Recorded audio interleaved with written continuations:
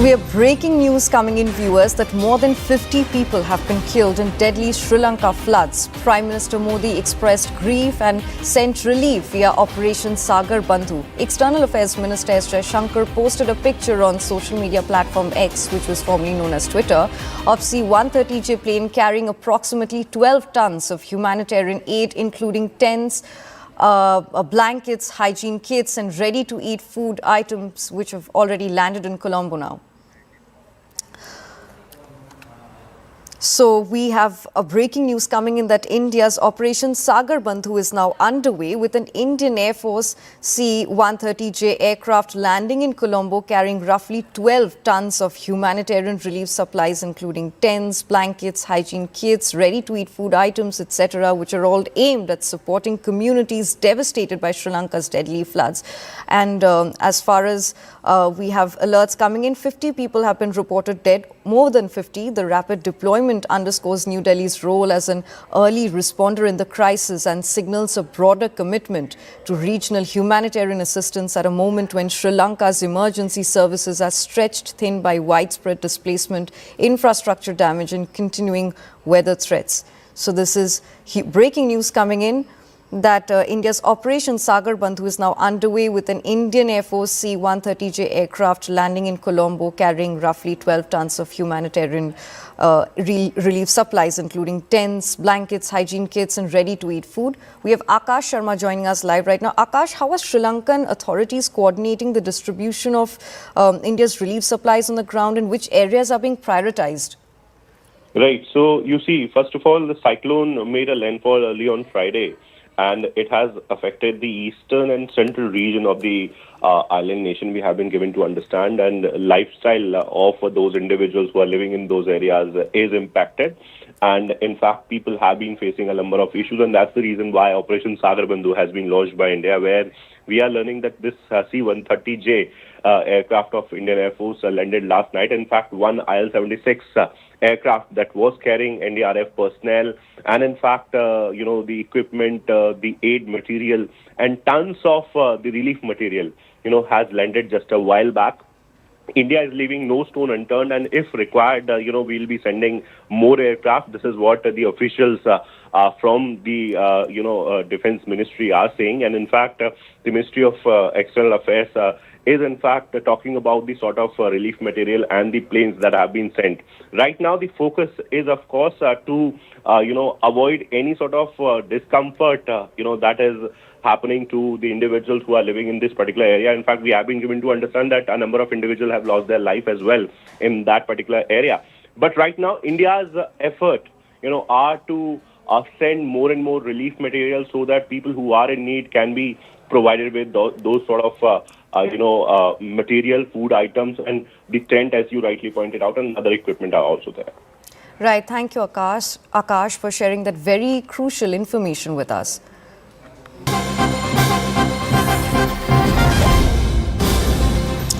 So we have breaking news coming in on Bangladesh and Pakistan. Is Bangladesh getting military technology from Pakistan, viewers? CNN News 18 decodes the growing partnership between Bangladesh, which has sent fighter pilots and technical specialists to Pakistan for advanced training, while Pakistan's HIT has proposed upgrades to Bangladesh's aging tank fleet.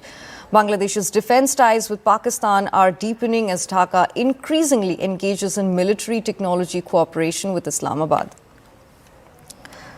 So we have CNN News 18's Siddhant Mishra joining us live. Siddhant, what concrete evidence exists of ongoing or planned technology transfer beyond pilot training and tank upgrades, particularly regarding missile or other systems between Pakistan and Bangladesh?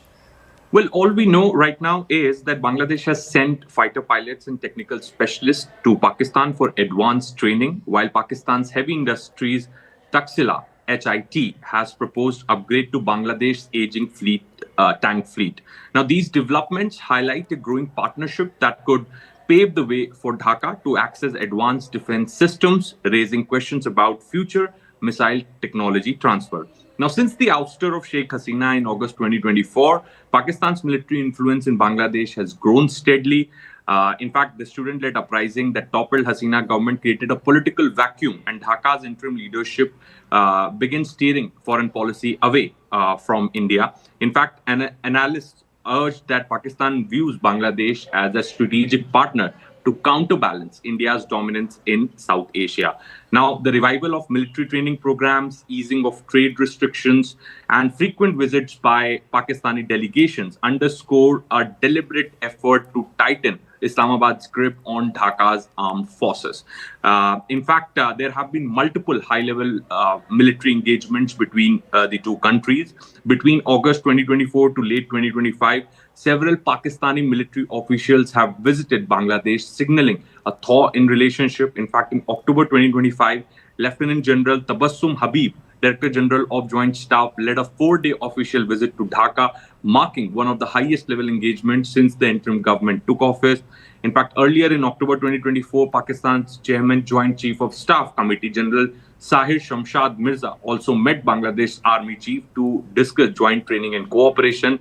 In fact, the Pakistan Navy frigate PNS Saif docked at Chattogram in November 2025 for a goodwill visit, further cementing ties. So this is definitely a concerning news for the Indian government. In fact, Bangladesh is an integral part of India-led security architecture in the region. In fact, docking of ships to the high-level military exchanges, and now the pilots are being sent to train. The pilots are now being sent for the technical specialist to Pakistan for advanced training. In fact, Pakistan HIT has proposed upgrade to Bangladesh's aging tank. So definitely this warming up between the two armies, Bangladeshi army and the Pakistani army, is a concern for the Indian government. Right. Siddhant, thank you so much for sharing that very crucial information with us. But please stay with us. We have another piece of very important breaking information coming in. UN Human Rights Commissioner expresses concern over Pakistan's Amendment 27 formalizes military supremacy over civilian institutions, sharply eroding democratic checks and provincial autonomy. So, Siddhant, back to you. What do you make of the situation, honestly?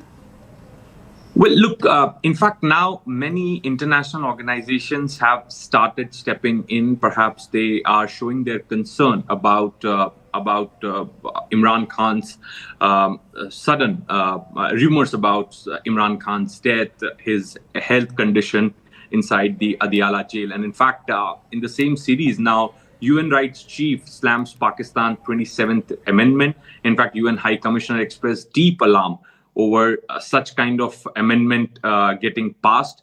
And in fact, now we're getting to know that they have expressed a deep concern. And as I said, with each passing week, Pakistan is getting exposed before the international community.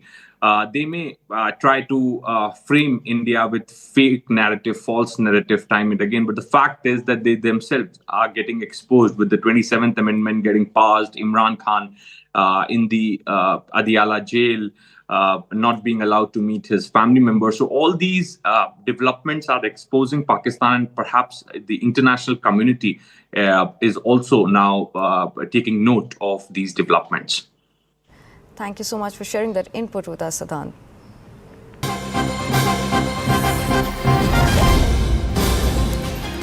This just in connection with Delhi pollution protest where Hidma's posters were seen, Delhi's Patiala House Court has granted 1-day police custody of 2 accused. The remaining 5 were sent to judicial custody for 7 days. The court rejected